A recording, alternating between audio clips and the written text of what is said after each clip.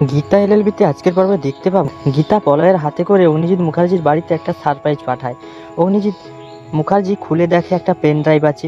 Gita অগ্নিজিৎকে phone করে বলে, এই পেন ড্রাইভে একটা সুন্দর শর্ট ফিল্ম আছে, দেখে নিন। প্রলয় মেহেককে ল্যাপটপ নিয়ে আসতে বলে। ল্যাপটপ নিয়ে আসে। প্রলয় পেন ড্রাইভটা দিয়ে চালিয়ে দেয়। সবাই দেখে অবাক হয়ে যায়।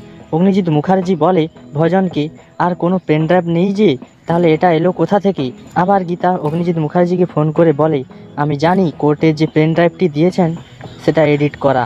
কৃপানের চামচারা এসে নকল নকল পেন ড্রাইভটি নিয়ে গেছে, আর এটা হলো আসল পেন ড্রাইভ। অগ্নিজিৎ মুখার্জি ভয় পেয়ে যায়। পেন ড্রাইভটি গিনি নিয়ে বলে, এটা আমাকে দিন, শেষবারের মতো আমি ওই গাঙ্গুলিকে ছাড়বো না। গিনি গীতাদের বাড়ি আসে। চুপি চুপি গীতার সমস্ত জিনিস সরিয়ে পেন ড্রাইভ খোঁজার চেষ্টা করে। গীতা এসে বলে, চোরের মতো কি খুঁজছিস? দুই বোনের মধ্যে ঝামেলা শুরু হয়ে যায়। তো বন্ধুরা, গুন্ডাদের থেকে বেরিয়ে গীতা কোর্টে আসতে পারবে? আপনাদের মতামত অবশ্যই কমেন্টে জানিও। পরবর্তী আপডেট পেতে আমাদের চ্যানেলটিকে সাবস্ক্রাইব করে পাশে থাকুন।